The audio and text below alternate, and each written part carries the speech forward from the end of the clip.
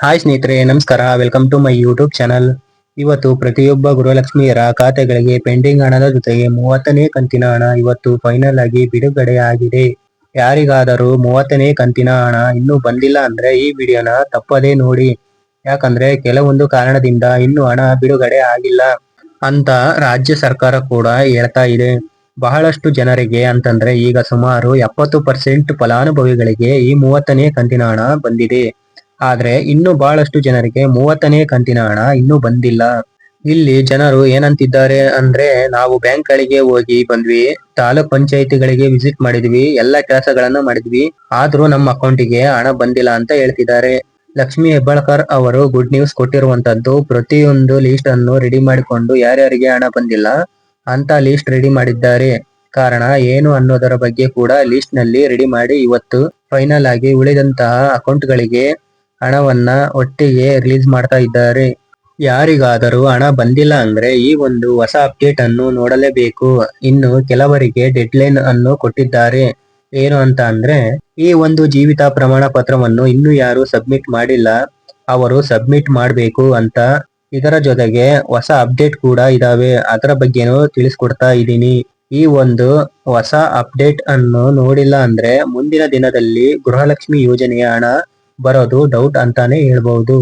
ಈಗ ಬಂದಿರುವಂತಹ ಹೊಸ ಅಪ್ಡೇಟ್ ಅನ್ನು ತಿಳಿಸ್ಕೊಡ್ತೀನಿ. ಹಾಗೆ ಇವತ್ತು ಯಾವ ಜಿಲ್ಲೆಗಳಿಗೆ ಎಷ್ಟು ಕಂತುಗಳ ಹಣ ಬಿಡುಗಡೆ ಆಗ್ತಿದೆ, ಯಾರೆಲ್ಲ ಪಡಿತಾ ಇದ್ದಾರೆ, ಯಾರೆಲ್ಲ ಪಡಿಯಲ್ಲ ಅನ್ನೋದರ ಬಗ್ಗೆ ಈ ವಿಡಿಯೋದಲ್ಲಿ ಮಾಹಿತಿನ ತಿಳಿಸ್ಕೊಡ್ತಾ ಇದ್ದೀನಿ. ಲಕ್ಷ್ಮಿ ಹೆಬ್ಬಾಳ್ಕರ್ ಅವರು ಏನ್ ಹೇಳ್ತಿದ್ದಾರೆ ಅಂದ್ರೆ, ಕೆಲವರಿಗೆ ಯಾಕೆ ಹಣ ಬಂದಿಲ್ಲ ಅಂತ ಕೇಳ್ತಾ ಇದ್ದಾರಲ್ಲ, ಅದಕ್ಕೆ ಇಲ್ಲಿ ಉತ್ತರ ಕೊಟ್ಟಿದ್ದಾರೆ.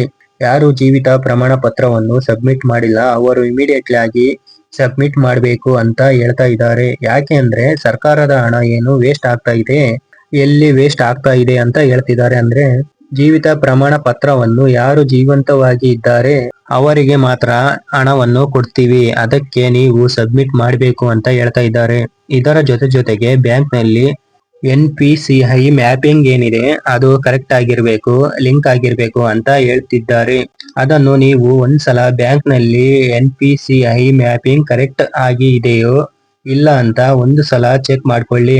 ಮತ್ತೆ ರೇಷನ್ ಕಾರ್ಡ್ eKYC ಅನ್ನು ಎಲ್ಲಾ ಸದಸ್ಯರ eKYC ಅನ್ನ ಮಾಡಿಕೊಳ್ಳಿ ಅಂತ ಹೇಳ್ತಾ ಇದ್ದಾರೆ. ಇದನ್ನು ಕಂಪಲ್ಸರಿ ಮಾಡಬೇಕಾಗುತ್ತೆ. ಆಗಾಗ ಗೃಹಲಕ್ಷ್ಮಿ ಯೋಜನೆಯ ಸ್ಟೇಟಸ್ ಅನ್ನು ಚೆಕ್ ಮಾಡ್ಕೊಳ್ಳಿ. ಸಮಸ್ಯೆ ಏನಾದ್ರೂ ಇದ್ರೆ ಅದನ್ನು ಬಗೆಹರಿಸಿಕೊಳ್ಳಿ. ಈ ಎಲ್ಲಾ ಕೆಲಸಗಳನ್ನು ಮಾಡಿದ್ರೆ ನಿಮಗೆ ಬೇಗನೆ ಈ ಒಂದು ಗೃಹಲಕ್ಷ್ಮಿ ಯೋಜನೆಯ ಹಣ ಬರುತ್ತೆ. ಗೃಹಲಕ್ಷ್ಮಿಯರಿಗೆ ಬ್ಯಾಂಕ್ ಸಾಲ ಕೊಡ್ತಾ ಇದ್ದಾರೆ 3 ಲಕ್ಷದವರೆಗೆ ನಿಮಗೆ. ಇದನ್ನ ಯಾವ ರೀತಿ ಪಡಿಬೇಕು ಅನ್ನೋದರ ಬಗ್ಗೆ ಇನ್ನೂ ಸರಿಯಾದ ರೀತಿಯಲ್ಲಿ ಮಾಹಿತಿ ಬಂದಿಲ್ಲ, ಬಂದಾಗ ತಿಳಿಸ್ಕೊಡ್ತೀನಿ. 30ನೇ ಕಂತಿನ ಹಣ ಈ ಜಿಲ್ಲೆಗಳಿಗೆ ಬಿಡುಗಡೆ ಆಗ್ತಾ ಇದೆ. ಇದರ ಜೊತೆಗೆ 29ನೇ ಕಂತಿನ ಪೆಂಡಿಂಗ್ ಹಣ ಕೂಡ ಬಿಡುಗಡೆ ಆಗ್ತಾ ಇದೆ.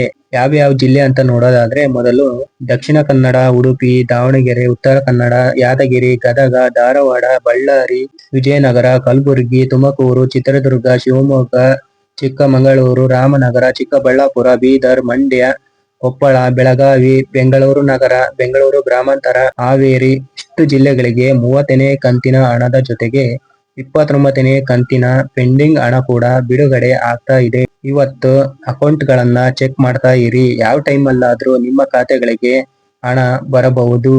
ಇದೇ ತರ ಪ್ರತಿಯೊಂದು ಹೊಸ ಅಪ್ಡೇಟ್ ನ ತಿಳಿಸ್ಕೊಡ್ತಾ ಹೋಗ್ತೀನಿ. ವಿಡಿಯೋ ಇಷ್ಟ ಆದ್ರೆ ಲೈಕ್ ಮಾಡಿ.